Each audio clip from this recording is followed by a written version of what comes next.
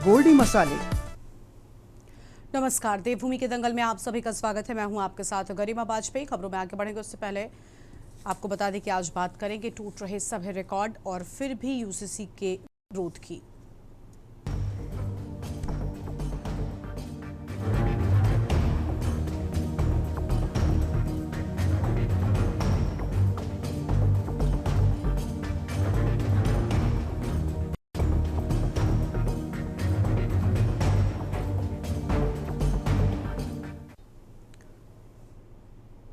कार्यक्रम में आगे बढ़ेंगे उससे पहले बड़ी जानकारी आपको हम एटा से बताते हैं। इस बीच बड़ी खबर सामने आ रही है एटा से, जहां एक ही परिवार के 4 लोगों की निर्मम हत्या का मामला सामने आया है। बड़ी जानकारी आपको हम बता रहे हैं।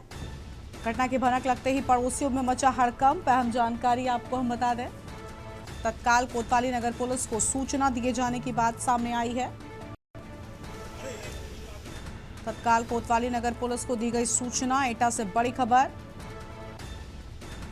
घटना के बाद इलाके में दहशत का माहौल। पुलिस हर पहलू से गहन जांच पड़ताल में जुटी हुई है। कोतवाली क्षेत्र अंतर्गत गांव नगला प्रेमी की पूरी घटना सामने आई है। एटा से खबर, दिन दहाड़े 4 मर्डर से हड़कंप मचा। एक ही परिवार के 4 लोगों की निर्मम हत्या। अहम जानकारी आपको बता रहे हैं। घटना की भनक लगते ही पड़ोसियों में हड़कंप मचा। और इसी खबर पर बातचीत के लिए हमारे साथ ज्ञानेश जुड़ चुके हैं। ज्ञानेश, पूरी जानकारी क्या है? एक ही परिवार के 4 लोगों की हत्या की गई। जी गर्मा जी, आपको बता दो, एटा में दिन दहाड़े 4 लोगों की मर्डर से हड़कंप मचा हुआ है। वहीं आपको बता दूं, थाना कोतवाली नगर क्षेत्र के अंतर्गत परिवार के 4 की निर्मम हत्या कर दी गई। वहीं एक बुजुर्ग महिला की गंभीर रूप से घायल थी, जिसे कोतवाली नगर में पुलिस ने तत्काल मेडिकल कॉलेज में भर्ती कराया, जहां पर उसने उपचार के दौरान दम तोड़ दिया। आपको बता दो, बुजुर्ग गंगा सिंह पुत्र रत्ना सिंह और नातिन ज्योति की दर्दनाक हत्या हुई है। वहीं बुजुर्ग महिला श्यामा देवी ने उपचार के दौरान दम तोड़ा है। घटना की भनक लगते ही पड़ोसियों में हड़कंप मचा हुआ है। तत्काल कोतवाली नगर पुलिस को सूचना पर पहुंची है। सूचना मिलते ही एसआरपी सोता पांडे भारी पुलिस बल के साथ मौके पर पहुंचे घटनास्थल का निरीक्षण कर रहे हैं। घटना के बाद इलाके में माहौल गर्म है। जी बिल्कुल गर्मा जी। शुक्रिया ज्ञानेश आपका हमारे साथ जुड़ने के लिए और अहम जानकारी के लिए।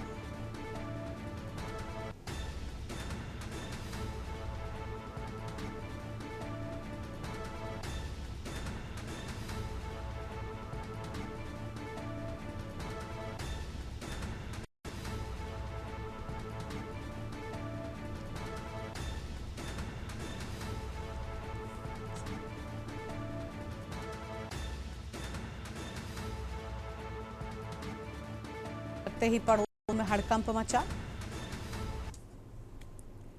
वापस से अपने कार्यक्रम का रुख कर लेते हैं। उत्तराखंड राज्य सरकार के द्वारा लागू किया गया समान नागरिक संहिता निरंतर ही गतिमान है। मुख्यमंत्री धामी के नेतृत्व में देश का सबसे पहला यूसीसी कानून लागू करने वाला राज्य उत्तराखंड ही है।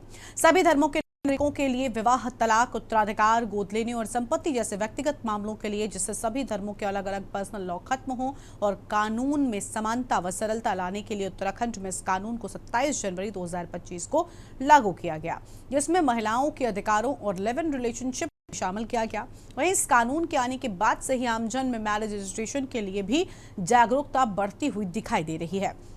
आपको बता दें कि पुराने एक्ट के मुकाबले मैरिज रजिस्ट्रेशन कराने वालों की प्रतिदिन की औसत संख्या में 24 गुना की बढ़ोतरी हुई है। आंकड़ों की बात करें तो राज्य में यूसीसी कानून लागू होने के बाद 6 महीने की अवधि में मैरिज रजिस्ट्रेशन की संख्या 3 लाख से अधिक पहुंच गई है।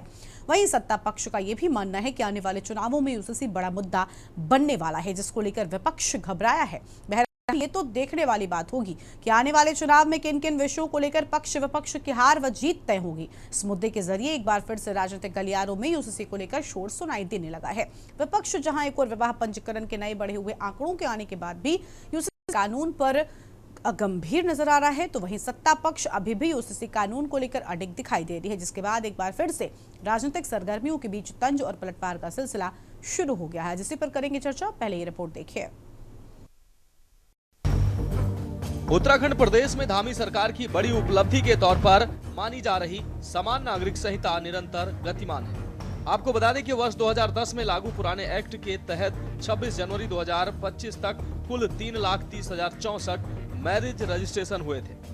प्रतिदिन की औसत देखी जाए तो पुराने एक्ट के अनुसार प्रतिदिन मैरिज रजिस्ट्रेशन की औसत संख्या मात्र 67 थी, जो यूसीसी लागू होने के बाद 1634 पहुंच गई है, जिसको लेकर यह भी कहा जा सकता है कि सत्ता पक्ष को आने वाले चुनाव के लिए यूसीसी एक ब्रह्मास्त्र के रूप में काम आ सकता है। हालांकि विपक्ष के कड़े विरोध के बाद भी धामी यूसीसी बिल पास करने को लेकर अटल रहे, जिसको प्रदेश के हित में माना गया। विधानसभा में पास भी करा लिया गया, जिस पर राज्यपाल की अनुमति मिलने के बाद प्रदेश में लागू करने की प्रक्रिया को भी अमल में लाया जा रहा था। लेकिन कहीं न कहीं कमियों के कारण समान नागरिक संहिता संशोधन विधेयक को लोक भवन ने वापस लौटा दिया। विधेयक की धारा 4 में निर्धारित आयु से कम में विवाह पर सजा के प्रावधान का 2 बार उल्लेख किए जाने पर लोक भवन ने आपत्ति जताई। अब धामी सरकार में एक बार फिर समान नागरिक संहिता करेक्शन कर कैबिनेट में पास कर लिया गया है। यूसीसी का अच्छा प्रभाव है और सभी लोग उसको बहुत सराह रहे हैं। चारों तरफ जो है आज तेजी से रजिस्ट्रेशन भी करा रहे हैं, आ रहे हैं, और ये सुरक्षा का भी, सबकी सुरक्षा की गारंटी है इसमें। मत ये समान नागरिक संहिता उत्तराखंड संशोधन अध्यादेश 2025 के संबंध में है।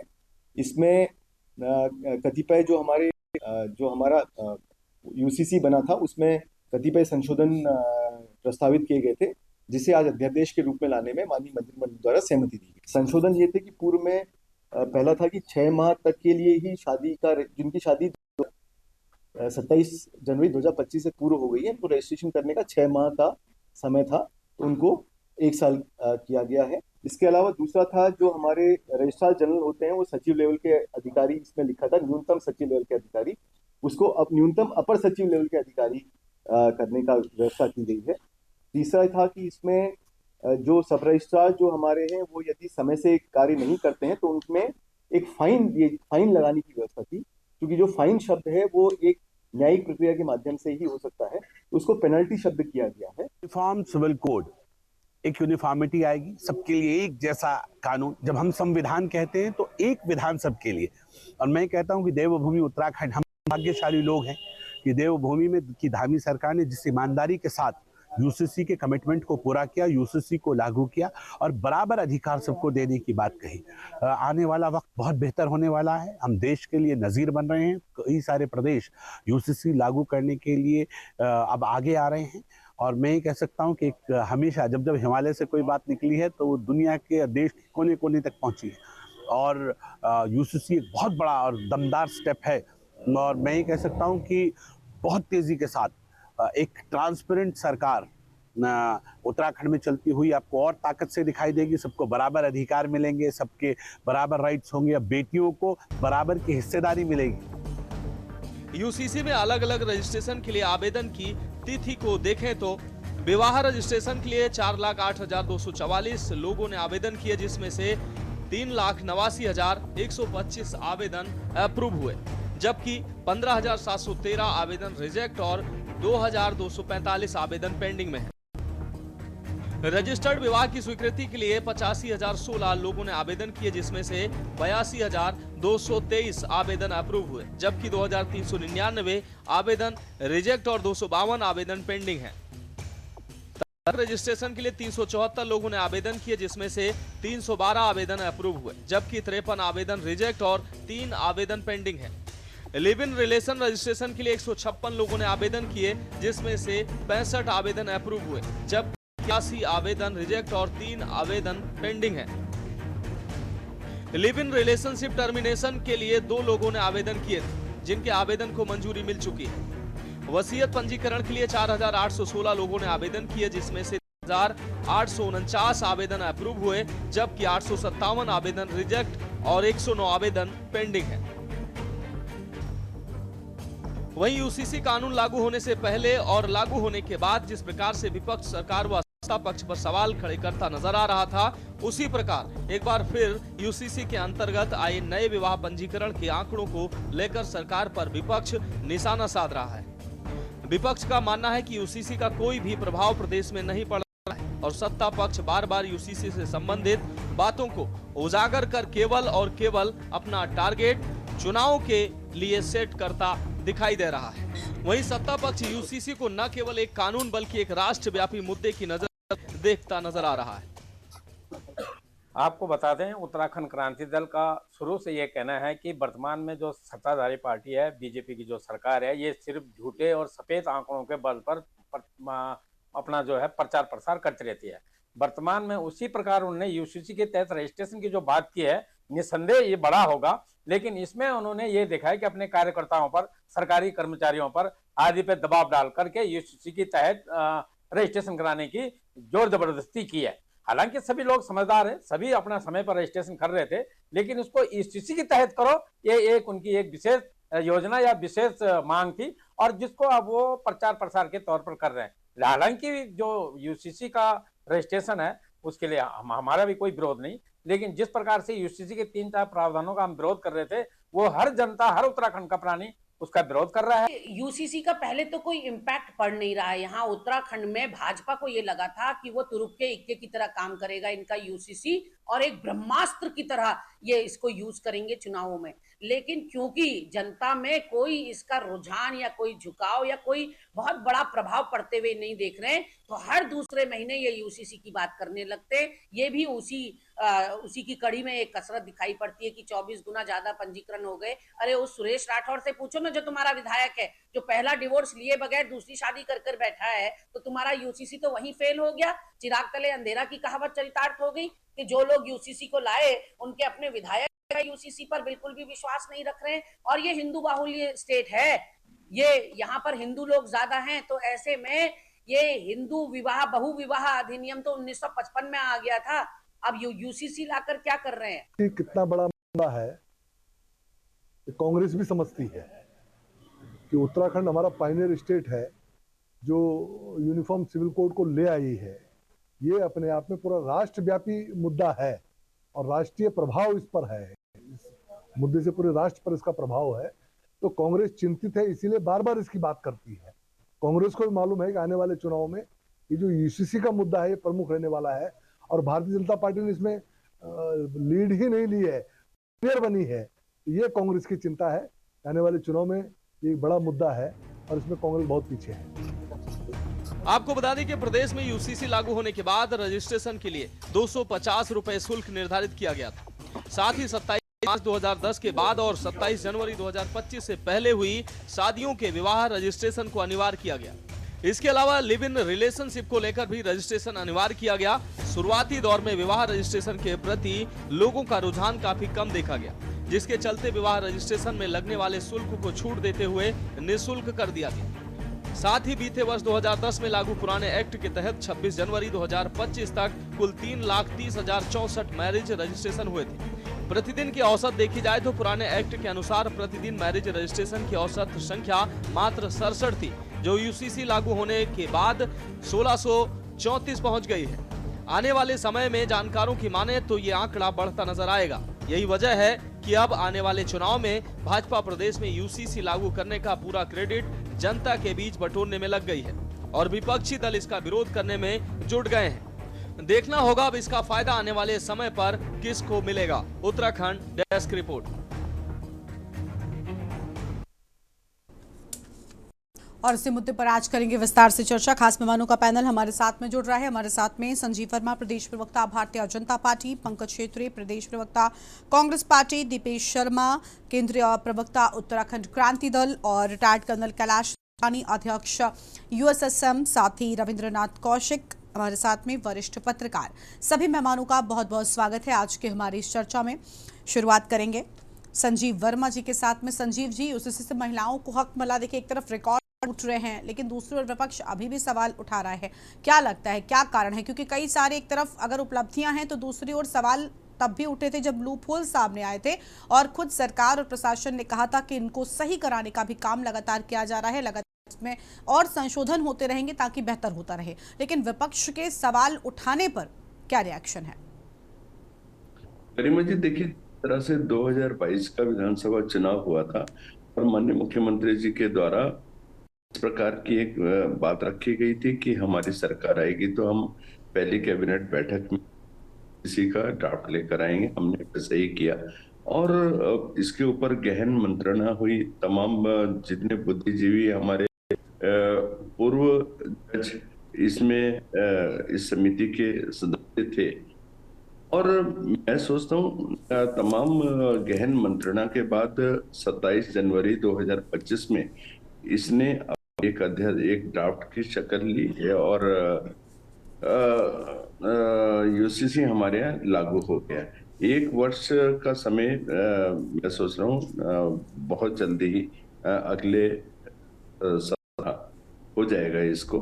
और इसने इतनी लोकप्रियता हासिल की और कांग्रेस पार्टी जो लगातार इसका आरंभ से ही विरोध कर रही थी तुष्टीकरण के चलते, कभी जाति की हवा दिखाती थी, कभी धर्म का हवा दिखाती थी और क्योंकि इनका न न्याय पर भरोसा है न व्यवस्था पे भरोसा है और उसी के चलते इन्होंने एक भ्रम का और असमंजस का एक ऐसा वातावरण ने यहाँ पर इख्तियार करने का प्रयास किया, लेकिन जनता ने कांग्रेस पार्टी और तमाम विपक्ष के जो तमाम इस प्रकार का झूठ था उसको दरकिनार करते हुए इनकी नकारात्मक राजनीति को सिरे से खारिज करने का काम किया और जनता की आज यूसीसी के प्रति जो एक्सेप्टेंस है वो लगातार बढ़ती जा रही है। उसका जीता जागता उदाहरण है विवाह रजिस्ट्रेशन में 24 गुना वृद्धि होना। और पहले जिस समय यूसीसी लागू हुआ था तो इन्होंने बहुत शोर शराबा किया था लिव इन रिलेशनशिप पर। ये सामाजिक सुधार पर विश्वास करने वाली पार्टी कभी रही नहीं और इनका केवल एक वाह्य आडंबर रचना और जनता के बीच एक भ्रम और भय का एक वातावरण बनाना, ये कांग्रेस पार्टी का शुरू से ही और तुष्टीकरण को हवा देना इनका एक नीति और नियत आरंभ से रही है। और भारतीय जनता पार्टी सामाजिक बदलाव की दिशा में हमने एक महत्वपूर्ण काम किया है। सबके लिए एक समान न्याय, न किसी को कम न किसी को ज्यादा।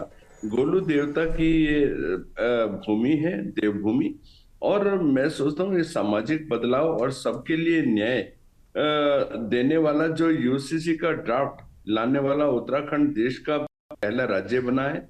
हमने एक लीड रोल प्ले किया है और पूरे देश भर में इसको लाने के लिए अन्य राज्य सरकारें भी बहुत तेजी के साथ तत्पर हैं और जनता का हमको भरपूर आशीर्वाद मिल रहा है। और कांग्रेस पार्टी जो इसके ऊपर भ्रम फैला रही है, झूठ बोल रही है और एक असमंजस का वातावरण इख्तियार कर रही है, जनता के द्वारा कांग्रेस पार्टी को पूरी तरह से नकारा गया है और आज वो एक हताश होकर इसके ऊपर पुनः कुछ न कुछ बहानेबाजी और झूठ के अपनी दुकान को दोबारा से आरंभ करने के लिए कुछ न कुछ बातें बोल रहे हैं। लेकिन जनता कांग्रेस के न भ्रम जाल में आने वाली है, न कांग्रेस के झूठ को झूठ की उसकी राजनीति है में आने वाली। ठीक है, हमारे साथ में पंकज छेत्री जी हैं, प्रदेश प्रवक्ता कांग्रेस पार्टी की ओर से। पंकज जी, क्या कहना चाहेंगे आप? यूसीसी पर विपक्ष असहज क्यों है और लगातार सवाल उठाने की क्या वजह है, जबकि एक तरफ रिकॉर्ड्स भी सेट हो रहे हैं? देखिए गरिमा जी, सबसे पहले तो अभी मैं सुन रहा था बड़े भाई संजीव वर्मा जी की बात को, तो मुझे बहुत ही तरस आ रहा था कि किस प्रकार से जो है ये संकुचित मानसिकता के लोग समाज में गलत संदेश, गलत परिपाटी स्थापित करना चाहते हैं, जबकि मुद्दे बहुत सारे हैं। और यूसीसी में अगर मैं कह रहा हूं 100% पंजीकरण भी हो जाएगा तो क्या होगा, आप ये बताइए। पहले इनके और हमारे में यही फर्क है कि ये बात करते हैं यूसीसी की, हम बात करते हैं एलयूसीसी की, जो 25 लाख लोग जिससे पहाड़ का नागरिक पीड़ित है और इनकी सरकार मुंह में ताले बंद करके बैठी हुई है और उन घोटालेबाजों से मिली हुई थी और जो घोटालेबाजी करके हमारे पहाड़ की वाली जनता को ठग के विदेश फरार हो गए। 10 साल से ज्यादा तक वो सहकारिता विभाग का लोगो लगाकर जनता से पैसे ठगते रहे और जनता को लूट के फरार हो गए। हम एलयूसीसी की बात करते हैं, ये बात करते हैं यूसीसी की, समाज को तोड़ने वाले। अब बताइए रिकॉर्ड से हो क्या जाएगा? अब जब ये यूसीसी की बात कर रहे हैं तो उसमें बताइए कि हमारे जो अनुसूचित जनजाति के लोग हैं वो क्यों नहीं आएंगे? तो ये कहां से समान संहिता हो गया जब उसमें थारू, बोक्सा, भोटिया जनजाति के लोग उसमें नहीं आएंगे, जौनसारी, तो कहां से ये समान नागरिक संहिता हो गया? ये तो अपने स्वार्थों की राजनीति करने के लिए चुनाव के समय में, उससे पहले भी जब ये हो गया था, गवर्नर साहब की संस्तुति मिल गई थी, फिर भी उसमें एक लकूना निकाला गया, जानबूझ के लकूना छोड़ा गया ताकि वापस आए। और अभी देखिएगा ये पूरे अभी 5-6 महीने यूसीसी करते रहेंगे, क्योंकि इनके पास कुछ है ही नहीं। इनको ये नहीं दिखता कि एलयूसीसी में 25 लाख लोग पीड़ित हैं, 500 करोड़ से ऊपर का उनके साथ घोटाला हुआ, जंगली जानवर, भालू, तेंदुए वहां लोगों को मार रहे हैं, पलायन हो रहा है, स्कूल बंद हो रहे हैं, पॉलिटेक्निक बंद हो रहे हैं, पुलिस अभिरक्षा में हत्या हो रही है, और किस प्रकार से एंजल चकमा को नस्लीय हिंसा का शिकार बनाकर उसकी हत्या की गई, पूरे उत्तराखंड की बदनामी हुई देश में, वो इनको नहीं दिख रही है। बहन अंकिता भंडारी के वीआईपी का नाम उजागर नहीं किया, बल्कि उसको छुपाने के लिए लाखों षड्यंत्र किए जा रहे हैं। तो हम ये बातें कहना चाहते हैं कि मुद्दों की बातें करें, मुद्दों से भटकाने के लिए आप करा लीजिए रजिस्ट्रेशन।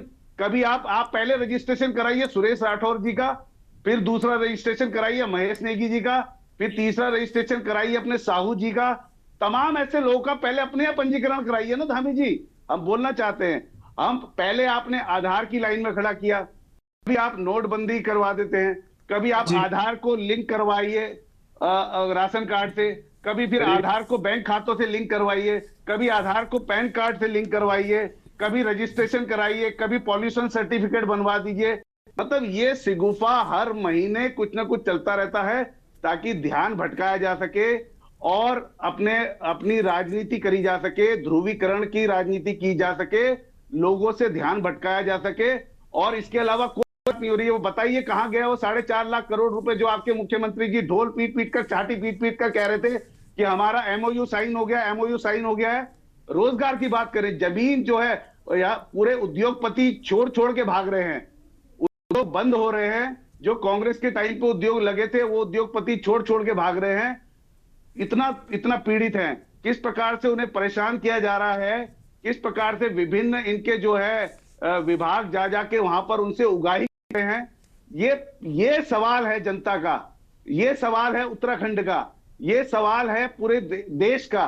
परंतु ये केवल अपनी राजनीति रोटी सेकने के लिए चुनाव के समय पर आते समय अब यूसीसी मैरिज रजिस्ट्रेशन 10 गुना बढ़ गया, 20 गुना बढ़ गया, 50 गुना बढ़ गया।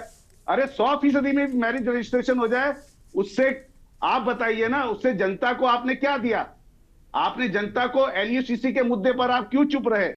आप आज जंगली जानवर हमारी माताओं बहनों को शिकार बना रहे हैं, आप क्यों चुप है? आप इतने बंद होते पॉलिटेक्निक पे क्यों चुप हैं? पुलिस व्यवस्था, कानून व्यवस्था ध्वस्त हो चुकी है। पुलिस अभिरक्षा में हत्या हो रही है, किसान आत्महत्या कर रहे हैं, चिट्ठी लिख रहे हैं, व्यापारी आत्महत्या कर रहे हैं, चिट्ठी लिख रहे हैं।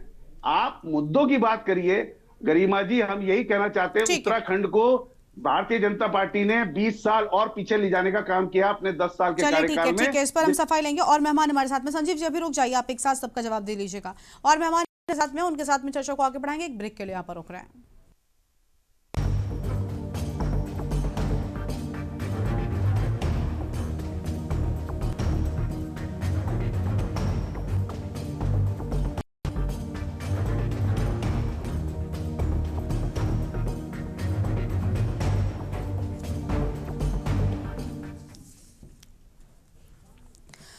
ब्रेक के बाद देवभूमि के दंगल में आप सभी का स्वागत है। खास मेहमान लगातार हमारे साथ बने हुए हैं। दीपेश शर्मा जी का रुख कर लेंगे, केंद्रीय प्रवक्ता उत्तराखंड क्रांति दल की ओर से। बहुत स्वागत दीपेश जी आपका। सर क्या कहना चाहेंगे? यूसीसी से एक तरफ जहां मजबूती की बात कही जा रही थी, अलग अलग वर्गों को, अलग अलग लोगों को, और ज्यादा कानून के मजबूत होने की बात लगभग निकलकर सामने आ रही थी, लेकिन वहीं का कहना है कि कई सारे लूपहोल्स हैं जो अभी भी रह गए हैं, कई सारे बड़े संशोधन हैं जिनके किए जाने से शायद चीजें बेहतर हो जाएं। विपक्ष लगातार विरोध कर रहा था, अभी सत्ता पक्ष का कहना है कि हम रिकॉर्ड्स बना रहे हैं, नए आंकड़े स्थापित हो रहे हैं, लेकिन विरोध भी उसी के साथ बढ़ता जा रहा है। क्यों आखिर? क्या वाकई सिर्फ विरोध करने के लिए ही विपक्ष विरोध दर्ज करा रहा है, राजनीतिक विरोध है इसलिए विरोध दर्ज करा रहा है, या कुछ कमियां अभी भी शेष बची हैं जिनको ठीक कराने के लिए ये आपत्तियां हैं? देखिए गरिमा जी, सबसे पहले तो सवाल ये है कि हमारी प्राथमिकताएं क्या हैं। जैसे अभी पंकज छेत्री जी ने भी कहा, बहुत अच्छी बात कही उन्होंने, कि सरकार का फोकस मूल मुद्दों की तरफ होना चाहिए, ना कि इस प्रकार की चीजों की तरफ। यदि 100% हो भी जाता है सभी लोगों का रजिस्ट्रेशन, तो उससे फायदा होगा क्या? क्या किसी आम जनमानस की जिंदगी में कोई फर्क आएगा? यूसीसी से कुछ बदलाव आएगा? ये मेरा एक प्रश्न है वर्मा जी से कि क्या आपके यूसीसी से एक नौजवान की जिंदगी में कुछ फर्क आ पाएगा? क्योंकि ये आप ही लोगों ने बनाकर जो है से पारित करवाया है, तो आप लोग बेहतर बता पाएंगे हमें। पहला सवाल मेरा ये है। और दूसरा सवाल ये है कि समानता के नाम पर जो आप इसको मार्केटाइज कर रहे हैं, तो इसमें दूसरा सवाल मेरा ये भी है कि अनुसूचित जनजातियां हैं, उनको इसमें क्यों नहीं रखा गया है? उनको इससे बाहर क्यों किया गया है? जैसे जौनसारी हो गई, थारू हो गई, राजी हो गई। उत्तराखंड में कई ऐसी जनजातियां हैं जिन्हें इससे बाहर रखा गया है। ये एक दूसरा प्रश्न है मेरा वर्मा जी से, आशा है वो मुझे जवाब भी देंगे इसका। और तीसरा प्रश्न ये है कि क्या संविधान में अब विश्वास नहीं रहा भारतीय जनता पार्टी को? 2010 में, 2018 में न जाने कितनी बार सुप्रीम कोर्ट कह चुका है कि 2 वयस्क लोग अगर अपनी स्वेच्छा से लिव इन में रहना चाहते हैं तो ये उनका मौलिक अधिकार है। It is been said by honourable Supreme Court. तो उस पर भी एक ये मेरा सवाल है, क्या इस पर भी अब आपको भरोसा नहीं रहा? क्यों हम लोग मूल मुद्दों से भटक कर यूसीसी चिल्ला रहे हैं? समझ में ये नहीं आ रहा। मूल मुद्दे हमारे पलायन है, मूल मुद्दे हमारे रोजगार होने चाहिए। आज 15,000 की नौकरी नहीं है महोदय उत्तराखंड में युवा के लिए। 15,000 की नौकरी छोड़िए, 12,000 की नौकरी, 10,000 की नौकरी करने के लिए बच्चा केरल जा रहा है, बेंगलोर जा रहा है। क्या किया है आपने पिछले 11 सालों में? आप यूसीसी लाकर क्या बदलाव कर देंगे, मैं ये जानना चाहता हूं। मुझे पहला बड़ा ही अंदर से एक सवाल बड़ा आपका मतलब है कि मूल समस्याओं का हल नहीं हुआ और आपने एक नई चीज लाकर खड़ी कर दी, शायद पहले की मूल समस्या। हाँ ठीक है, हम समझ गए। चलिए लौटते हैं आपके पास में। कर्नल कैलाश देवरानी जी, अध्यक्ष यूसीसीएम की ओर से बहुत स्वागत सर आपका। कैलाश जी क्या कहना चाहेंगे? देखिए जय हिंद गरिमा जी, पहले भी हमने टीवी डिबेट में इस विषय पर बात की थी और दोबारा मेरे वही विचार हैं। देखिए ये जो है चुनाव के स्टंट को तो ये मैं मान सकता हूँ, यूसीसी बार बार चिल्ला रहे हैं, लेकिन इसमें भी आप देखेंगे तो आप कहीं ना कहीं बहुत सारी कमियां हमने पहले भी बताई थी। देखिए हमारा जो भारत का संविधान है और जिसकी धारा 44 में साफ लिखा गया है कि राज्य भारत के समस्त क्षेत्रों में समान से सिविल संहिता लागू होगी, ये स्पष्ट शब्दों में लिखा है। आप पढ़ लीजिए हमारे संविधान को, भारतीय जनता पार्टी के प्रवक्ता। लेकिन उत्तराखंड में क्या हुआ? उत्तराखंड जो कि 53,000 वर्ग किलोमीटर में फैला हुआ है और उसमें 3% लोग जो अनुसूचित जनजाति के लोग हैं उनके लिए ये यूसीसी लागू ही नहीं है। अरे आपको किसने निर्णय दे दिया? जब आपके संविधान से ऊपर, संविधान की धारा 44 जब आपको स्पष्ट बता रही है तो आपका जो यूनिफॉर्म सिविल कोड में इतनी विभिन्नता क्यों? आखिर कहीं ना कहीं आपकी करनी करनी में अंतर है। इसका मतलब संविधान को नहीं मानते। दूसरा, इसमें साफ साफ दिखता है गरिमा जी कि इसमें निजता का जो अधिकार है एक व्यक्ति का, एक आम जनमानस का, उसका कहीं ना कहीं हनन हो रहा है। ठीक है, विवाह का आप रजिस्ट्रेशन कराइए, तलाक का रजिस्ट्रेशन कराइए, लेकिन और ये लिव इन रिलेशनशिप का रजिस्ट्रेशन करवा लीजिए, लेकिन आपको ये किसने अधिकार दे दिया कि ये जो डॉक्यूमेंट्स है ये पब्लिक डोमेन में डाले जाएंगे? क्यों डालूं मैं अपनी पर्सनल चीजें पब्लिक डोमेन में? आखिर मुझे क्यों इस तरह से प्रताड़ित किया जा रहा है आम जनमानस को उत्तराखंड का यूसीसी के नाम पे? मैं पर्सनल चीजें क्यों मैं किसी को क्या अधिकार है मेरे बेड तक पहुंचने का, मेरे दरवाजे तक पहुंचने का? किसने अधिकार दिया इस सरकार को इसके लिए? और एक चीज और बता रहा हूं, मैं पढ़ रहा था यूसीसी की धारा 381 में, उसमें लिखा है कि लिव इन रिलेशनशिप में जो है सहवासी संबंधों का पंजीकरण होना अनिवार्य है। वो भी ठीक है, लेकिन उसके साथ उसके जो क्लॉज हैं 2 और 3 में, उसमें क्या है कि सरकार चाहेगी तो सवाल भी पूछ सकती है। अरे सरकार क्या मतलब लोकतंत्र हट गया? जनता यहाँ कोई लोकशाही है ही नहीं। सरकार ये मोनोपोली है क्या सरकार की कि वो हमसे जाकर के मेरे पर्सनल सवालों को मुझसे पूछेगी? उसको अधिकार किसने दे दिया? पहले अगर जो व्यक्ति लिव इन रिलेशनशिप में रह रहा है, ठीक है, आपने रजिस्ट्रेशन करवा दिया, फिर आप कौन होते हो उससे कि आपने ये हक भी ले लिया कि आप उनसे जो है व्यक्तिगत सवालों पे प्रश्न भी कर सकते हैं। एक चीज और मैं बताना चाहता हूं गरिमा जी, आपके चैनल के माध्यम से भारतीय जनता पार्टी उत्तराखंड की सरकार को, अगर सपोज करो कि लिव इन रिलेशनशिप में कोई महिला या व्यक्ति एक है उससे दो या दो से ज्यादा व्यक्तियों के साथ में रिलेशन रहे, लिव इन रिलेशनशिप अगर किसी का है, उसके लिए आपका क्या प्रावधान है? अगर वो रजिस्ट्रेशन करवाए तो अगर वो सपोज करो एक्स जो है वाई और जेड के साथ में लिव इन रिलेशनशिप में है, तो वो रजिस्ट्रेशन जो है वो वाई के साथ करवाए या जेड के साथ करवाए? करवाएगी तो एक के साथ ना। और अगर वो जिस एक के साथ कराए, वो जो दूसरा है उस अगर वो 2-3 के साथ में उसका लिव इन रिलेशनशिप है, उनके लिए आपने दंड का क्या प्रावधान रखा हुआ है? अच्छा, कहीं ना कहीं आपका जो है आप यहाँ पर अब आप नहीं कहेंगे, अभी आप ही ने कहा, मैं आपको टोकती हूँ, अब आप नहीं कहेंगे कि भाई लोकतंत्र है कि नहीं है? हाँ जी गरिमा जी, कुछ बोल लेते हैं आप? जी, मैं कह रही हूँ यहाँ पर आपको ये नहीं आता है कि लोकतंत्र है कि नहीं है? सरकार की इंटरफेरेंस कैसे हो सकती है? लोकतंत्र नहीं दिखाई देता इनका। तो एक चीज और मुख्य बात बताओ, अब गरिमा जी सपोज करो उत्तराखंड की लड़की जो है दिल्ली के लड़के के साथ में उसका लिव इन रिलेशनशिप है, सपोज करो, और मैं दिल्ली क्यों जाऊं? मैं ये बोलता हूं कि उत्तराखंड के अनुसूचित जनजाति लिव इन वाले मामले पर पहले भी कई सारे सवाल उठे थे। चलिए ठीक है, लौटते हैं सर कैलाश जी आपके पास में। रविंद्रनाथ कौशिक जी हमारे साथ में, वरिष्ठ पत्रकार है, बहुत स्वागत सर आपका। सर, ये लिव इन वाला मुद्दा, वकीलों ने भी रजिस्ट्रेशन वाले मुद्दे पर भी कई सारे सवाल उठाए थे, कुछ ऐसे मुद्दे आए जिनको लेकर कई सारे सवाल यूसीसी पर उठे, लेकिन एक तरफ पंजीकरण वाले मामले में एक नया रिकॉर्ड स्थापित हो रहा है, कई सारे मामले जो हैं वो सामने आ रहे हैं, अच्छी चीज भी है।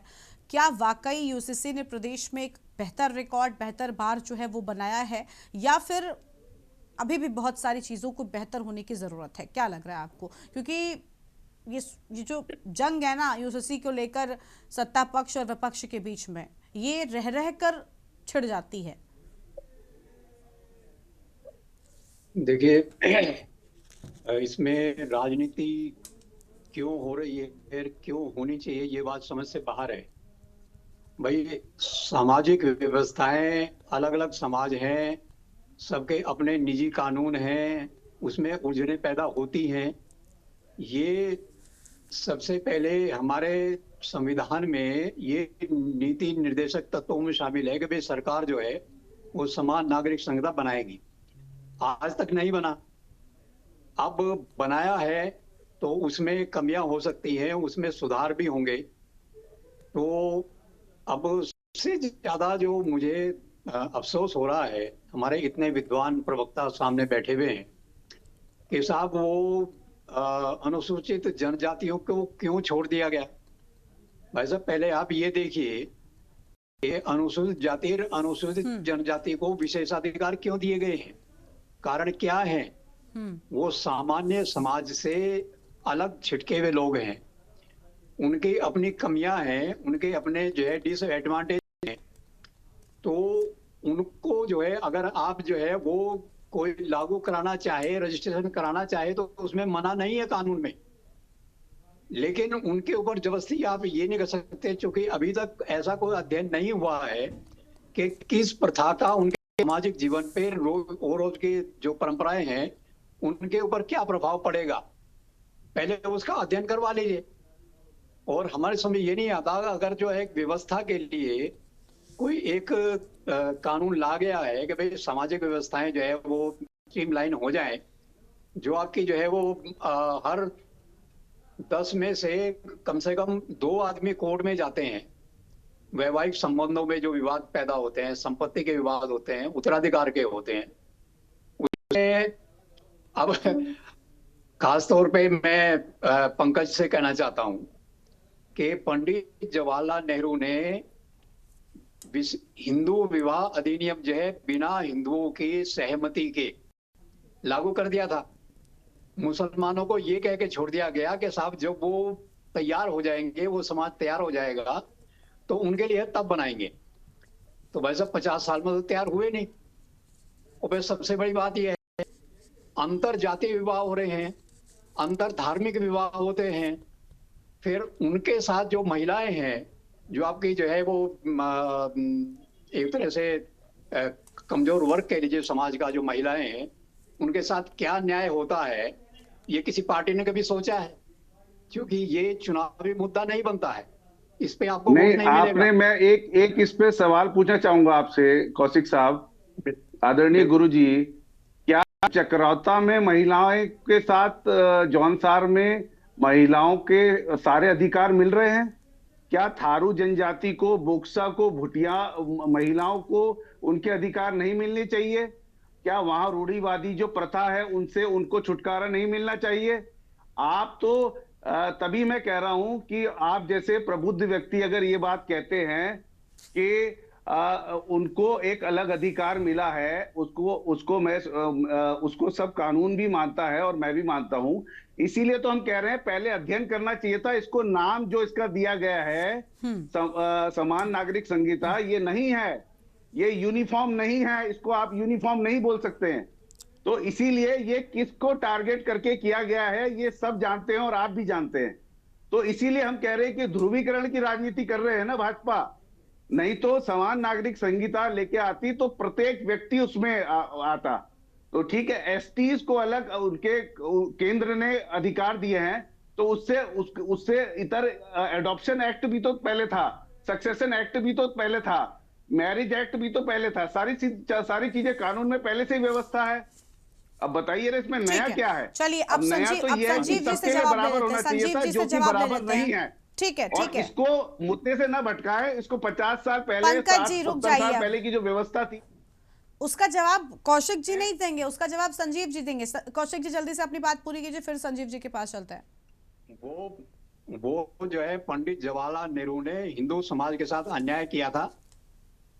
समाज के बाद जो है, समाज सभी हैं, जब आपके अंतर, मैं कह रहा हूँ, अरे तो उन्होंने तो इतनी रियासतें जोड़ के पूरा देश भी बनाया। विवाह हो रहे हैं, अरे भाई अंतर धार्मिक विवाह हो रहे हैं और कांग्रेस उसको प्रोत्साहित करती है। नहीं, आप मुझे कहते हुए रविंद्रनाथ जी इस पर चर्चा नहीं करनी है ना, आप किसी दल को इस तरीके से घेर सकते हैं, लोकतंत्र है, आपको तो ये समझना होगा।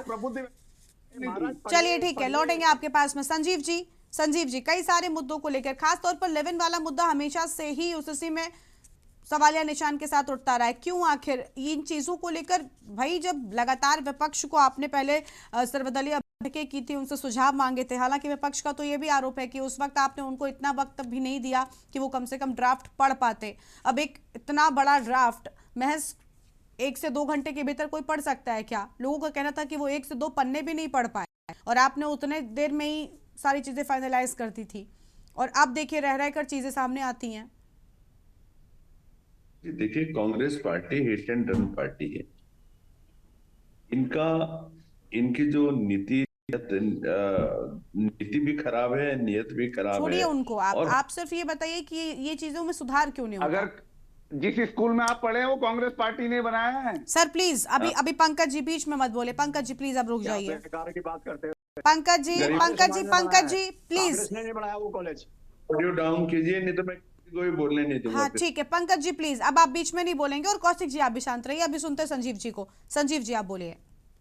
बोल रहा हूँ, बोलना मेरे को भी आता है, चीखना मेरे को भी आता है। संजीव जी आप बोलिए, आप छोड़िए उसको। हाँ गरिमा जी, देखिए Congress party hit and run party है। जिस समय यूसीसी के ऊपर मंत्रणा ली जा रही थी, उसमें कांग्रेस पार्टी के द्वारा इसका बॉयकॉट किया गया। बार बार बुलाने के बाद भी ये लोग नहीं आए, और उसके बाद ये लोग चीख चीख के सड़कों पर बोलते रहे कि हमसे मंत्रणा नहीं ली, हमसे पूछा नहीं गया, या हमारे विचार उसमें साझा नहीं किए गए। मेरे भाई, जब प्रॉपर प्लेटफॉर्म होता है उसमें आना चाहिए ना। सदन में आप लोग मौन रहते हैं, उस वहां पर आपके मुंह में दही जम जाती है और सड़क पर आकर आप भ्रम फैलाने का काम करते हैं, झूठ बोलने का काम करते हैं और एक तरह से समाज के अंदर एक भ्रम और विद्वेष फैलाने का आप लोग काम करते हैं। आप केवल और केवल तुष्टीकरण की राजनीति के चलते आप यूसीसी का विरोध कर रहे हैं, बोलिए हाँ या ना। और आपके समय अभी आप कुछ बोल रहे हैं, आप एलयूसीसी पे बोलो ना, आप मुद्दे को क्यों भटका देते हो? आपके पास भी 10 साल का समय था, आपने क्यों नहीं अनुसूचित जनजातियों पंकज के जी बारे बार में बार सोचा? बीच में मत बोलिए, आपको पहले भी बताया गया, प्लीज सर एक साथ नहीं बात करिए। आपका समय था, लेकिन नियत होनी चाहिए, नीति होनी चाहिए, तो ही काम होता है। इच्छा शक्ति होनी चाहिए। आपके पास न इच्छा शक्ति थी, न नीति थी, न नियत थी। और अब जब एक समाज के अंदर एक परिवर्तन आ रहा है, समाज उसको एक्सेप्ट कर रहा है। जहां 67 रजिस्ट्रेशन होते थे, वहां आज 1600 से ज्यादा रजिस्ट्रेशन हो रहे हैं। तो एक ये बड़ा सामाजिक जब परिवर्तन आ रहा है तो उससे तो मिर्ची लग रही है। आपके सरकारों में हम दो हमारे दो का नारा लगाते थे और एक हिंदू को बोलते थे हम दो हमारे दो, और दूसरे वर्ग को कहते थे 4 बीबी 44 बच्चे आपके लिए स्वतंत्र हैं। तो मेरे भाई ये सारी चीजों को एक समान करने के लिए सबको एक समान न्याय मिले, शादी की और ये उम्र जो एक जातियों वाला हो, मुद्दा है, इस पर क्या कहेंगे सर? इनको क्यों अलग छोड़ा गया? तलाक की नीति एक समान हो, गोद लेने का नियम एक समान हो, तमाम तरीके में समानता लाने के उद्देश्य से हमारी सरकार ये यूसीसी लेकर आई है। आज जनता इसको स्वीकार कर रही है, जनता अप्रिशिएट कर रही है, तो आपको मिर्ची लग रही है। मेरे भाई आपने कभी कभी अभी मनरेगा की बात हो रही है, मनरेगा में आप जिस तरह से पूरे पिछले 50 वर्षों से अधिक से जनता का दोहन करते रहे, जिंदे और मरो के नाम के ऊपर आप देश का इनकम टैक्स पेज का जो एक गाड़ी कमाई है उसको लुटाते रहे, उसके ऊपर घोटाले करते रहे, भ्रष्टाचार करते रहे। जातियों को क्यों अलग किया, जातियों को क्यों अलग किया यूसीसी में? इसको लेकर भी सवाल है, उस पर क्या जवाब है? आपने एक तरह से मिसयूज किया हर सालों, और अब जब उसका नाम चेंज करके अरे मनरेगा पर नहीं चर्चा करनी संजीव जी, मनरेगा पर चर्चा ही नहीं करनी है। अब आपका राम जी हो गया। हाँ, रोजगार दे रहे थे, हमने 125 दिन का रोजगार देने का काम किया, तो आपको मिर्ची लग रही है। जब एक ट्रांसपेरेंसी लाई जा रही है, जब डीबीटी के माध्यम से जो काम करेगा उनके खातों में पैसे देंगे। आप सुबह गड्ढे खुदवाते थे, शाम को उसको भरवाने का काम करते थे। उन व्यक्तियों के कामकाज का भी आप लोगों ने हरास किया।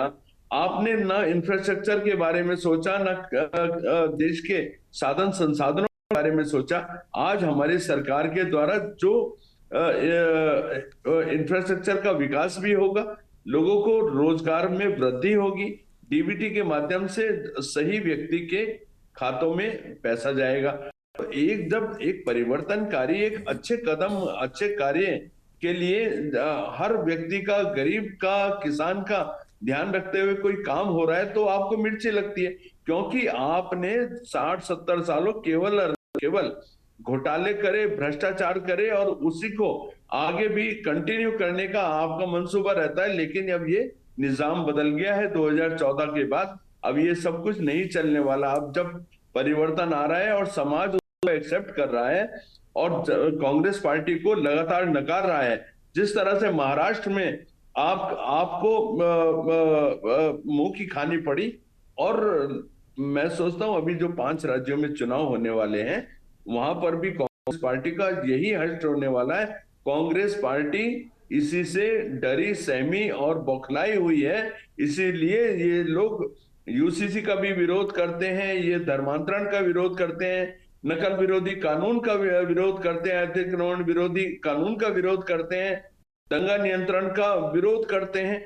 और हम लोग जो 32 लाख परिवारों को आयुष्मान से कवर कर रहे हैं, ये उसका भी विरोध करते हैं। मेरे भाई, जब आप जनता का ही विरोध करने लगोगे तो जनता आप जिस तरह से पिछले 10 सालों से नकार रही है, अभी 2026 2027 में इलेक्शन होने दीजिए उत्तराखंड में। यहाँ से अभी आपकी वर्तमान सीटें उससे भी 10-15 कम ना हो गई तो मैं राजनीति छोड़ दूंगा। जनता आपको लगातार जो नेगेटिव पॉलिटिक्स आप लोग करते हैं, लेकिन यूसीसी पर स्पष्टता तो होनी चाहिए। आपकी पार्टी के कई प्रवक्ता बैठते हैं जो ये कहते हैं कि हाँ ठीक है, कुछ चीजों में सुधार है, उन संगठनों को हम आगे बढ़ाएंगे। ठीक है, कैलाश जी कुछ कह रहे हैं। गरिमा जी एक मिनट, गरिमा जी एक मिनट। ये लोग लगातार लिव इन रिलेशनशिप के ऊपर अभी मेरे भाई वो कर्नल साहब पता नहीं क्या कैसी उल जलूल बातें कर रहे थे मेरी कि 2 बीबी 3 बीबी। आप लोगों को पहली बात तो चैनल पर बैठते हुए ये सोचना चाहिए कि हम क्या बोल रहे हैं, किसके लिए बोल रहे हैं। और हम इसलिए बोल रहे हैं क्योंकि आपका ही विधायक 2-2 बीबी लेकर के, और सबसे पहले यूसीसी का कैलाश जी जब तक किसी बात की पुष्टि नहीं हो जाती आप उन चीजों को टीवी पर बैठकर नहीं बोल सकते। इसमें कोई गलत बात नहीं है। किसी के कह देने से, किसी के आरोप लगा देने से, किसी के सिर्फ कह देने से हर चीज को आप पुष्ट मान लेंगे क्या? सार्वजनिक जीवन में भी इनको पहले ये अपने ऊपर इस कानून को लागू करना पड़ेगा। कांग्रेस में आधा दर्जन आपके शीर्ष चलिए उस पर कोई चर्चा नहीं करनी है प्लीज। आप लोग भी थोड़ा इन चीजों का ध्यान रखिए। चलिए ठीक है, लौटते हैं। दीपेश जी आप कुछ कहना चाहेंगे? दीपेश जी। संजीव जी हो गया सर, अब रुक जाइए। संजीव सर रुक जाइए, आप बोलिए। दीपेश आप बोलिए। मैं व्यक्तिगत उस पर नहीं जाना चाहता, लेकिन शर्म आनी चाहिए आप लोगों को। दीपेश जी। गरिमा जी देखिए, व्यक्तिगत तो नहीं जाना चाहिए, तो ये तो उचित नहीं है, ठीक कह रहे हैं। लेकिन जो सवाल पूछा गया था वो सवाल एक्चुअली व्यक्तिगत ना होके कुछ इस तरीके का भी था कि क्या ये नियमावली या ये रूल रेगुलेशन सिर्फ और सिर्फ आम जनता के लिए है या इस पर सरकार के जो नुमाइंदे हैं उन पर भी कुछ फर्क पड़ेगा।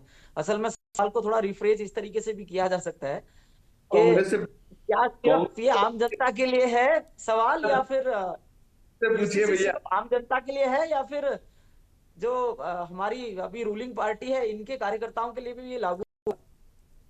सबके लिए लागू होगा मेरे भाई, सबके लिए लागू होगा। यूसीसी का मतलब फॉर यूनिवर्सल। जो भी व्यक्ति उत्तराखंड में जिस भी व्यक्ति का उत्तराखंड से लेना देना है, हर व्यक्ति के ऊपर यूसीसी लागू होगा। चलिए पॉइंट नोटेड। ठीक है, लौटते हैं। कौशिक जी क्या कहेंगे आप? बार बार कहा जा रहा है कि समान नागरिक संहिता समान नहीं है। हर नियम के अपवाद होते हैं, वकील साहब को पता होना चाहिए। और हर कानून का एक जो है संदर्भ होता है, और संदर्भ जो है वो पंडित जवाहरलाल नेहरू से ही शुरू होता है महाराज। अब आप फिर अगर 70 साल पहले बात जानी है, कौशिक जी उसके आगे बढ़ जाइए। कौशिक जी उसके आगे बढ़ जाइए सर। मैं चाहती हूँ कि आप अभी वर्तमान की बात करें, यूसीसी में जो कमियां रह गई उनकी बात कीजिए। नेहरू की भी बात होगी तो बस सुनिए मेरी बात। आप यहाँ पे मुद्दे को भटकाने आए क्या? ठीक है पंकज जी मैं रोक रही हूँ उनको। पंकज जी मैं उनको रोक रही हूँ। कौशिक जी आप यूसीसी पर चर्चा करिए। सारी चर्चाएं नेहरू जी आकर थोड़ी अटक जाएंगी। आप बीजेपी के प्रवक्ता की तरह बात कर रहे हैं ना। आप मत बोलिए, मुझे मत समझाइए। मैं आपका उचित सम्मान करता हूं। मैं आपको आदरणीय गुरुजी, हमेशा गुरुजी कह के बुलाता हूं, परंतु आज आपने अपनी प्रतिष्ठा खुद खोई है। हर बात पे ऐसे नहीं होता। हर बात पे ऐसे नहीं होता। आगे वकील नहीं बताओ ना। पंकज जी आप शांत रहिए। Kaushik ji please sir. कौशिक जी आप बहुत वरिष्ठ हैं, आपसे ये उम्मीद नहीं है ना कि आप 70 साल पीछे की बात करेंगे। हर चीज के लिए अगर आप नेहरू जी को लेकर आएंगे तो चर्चा कैसे आगे बढ़ेगी? यूसीसी पर चर्चा कीजिए ना। 1000 करोड़ का लाभ आपने भी लिया था क्या? चलिए पंकज जी को म्यूट कर दीजिए पहले तो। पंकज जी प्लीज आप शांत हो जाइए। पंकज जी आप शांत हो जाइए, ऐसे चर्चा आगे नहीं बढ़ पाएगी। मुझे मत सिखाइए। आप अपना काम करिए, मैं अपना काम कर रहा हूँ। कौशिक जी चलिए। कौशिक जी यूसीसी पर आपको कुछ बोलना है तो बताइए, अदरवाइज मैं आगे बढ़ती हूँ। चैनल पे बैठ के गुंडागर्दी करोगे, पत्रकारों को धमकाओ। कौशिक जी, संजीव जी प्लीज। गुंडागर्दी तो आप कर रहे हैं कि हमें बोलने भी नहीं दे रहे। संजीव जी प्लीज आप लोग शांत हो जाइए प्लीज सर, प्लीज। चलिए गुंडागर्दी तो कौशिक आप जी, कर रहे मुझे नहीं संजीव जी। लगता आप अपना पक्ष रख सकेंगे। चलिए ठीक है, देखिए पंकज जी आप बताइए, जो सुधार है, अगर सर्वदलीय बैठक दोबारा से होती, इन संशोधनों को लेकर कोई बात रखी जाती, सरकार की ओर से मांगी जाती, क्या कांग्रेस उसके लिए तैयार है? गरिमा जी, हाँ। कांग्रेस हर उस चीज के लिए तैयार है जो जनता के फायदे के लिए, जनता के विकास के लिए, उत्तराखंड के विकास के लिए तैयार की गई हो। परंतु ऐसी नीति, ऐसे कानून जो कि केवल जनता के मुख्य मुद्दों से ध्यान भटकाने के लिए बनाए जाते हैं और उसमें जनता के मुद्दों को ध्यान नहीं रखा जाता है। अभी जनता का मुद्दा सबसे बड़ा क्या है? कानून व्यवस्था, भ्रष्टाचार, पलायन, शिक्षा, रोजगार, इस पर कोई बात नहीं हो रही है। केवल हिंदू मुस्लिम धर्म की राजनीति, यूसीसी, अब हमने यूसीसी में बताया ना, तो मुझे संजीव जी बताएं, क्या हमारे जो अन्य जो हमारे अनुसूचित जनजाति की महिलाएं हैं, वो उनका विकास नहीं होना चाहिए? उनको उनका अधिकार नहीं मिलना चाहिए क्या? आप ये बताइए ना संजीव जी को। अगर संजीव जी आप बोल रहे हैं कि अनुसूचित जनजाति को छोड़ा गया है, तो अनुसूचित जनजाति को क्यों छोड़ा गया है? तो सीधी सी बात यही है कि नहीं, उस पर जवाब ने भी दिया नहीं था। मैंने कई बार उनको जातियों को लेकर टोका भी उनके जवाब के दौरान। तो होता क्या है ना कि बहुत आसान होता है ये कह देना कि नेहरू जी ने क्या किया था, चर्चा को वहां पर लेकर जाना, वो बड़ा आसान हो जाता है। देखिए, मुझे उम्मीद ये है कि कम से कम यूसीसी में अगर आप प्रदेश के लिए लेकर आए हैं, आपने नया रिकॉर्ड बनाने की कोशिश की है या नई चीजें स्थापित करने की कोशिश की है, तो उसमें सही तरीके से बदलाव भी लाएं। अगर कुछ कमियां रह गई हैं तो उनको बेहतर करें, और विपक्ष के साथ भी ऐसे मुद्दों पर चर्चा बहुत जरूरी हो जाती है। शुक्रिया सभी मेहमानों का हमारे साथ चर्चा में आने के लिए, अपनी बात रखने के लिए। तो यूसीसी में एक तरफ बूम नजर आ रहा है, लगातार मैरिज रजिस्ट्रेशन की संख्या बढ़ रही है, लेकिन वहीं दूसरी ओर कई सारे मामलों में विरोध भी लगातार दर्ज कराया जा रहा है। विपक्ष की ओर से एक तरफ लिव इन का मामला, चाहे जातियों को लेकर जो अलगाव किया गया उसका मामला लगातार उठाया जाता रहा है, लेकिन अब तक उनको लेकर कोई भी संशोधन नहीं किया गया। देवभूमि के दंगल में इतना ही। तमाम बड़ी खबरों के लिए आप देखते रहिए के न्यूज इंडिया। नमस्कार।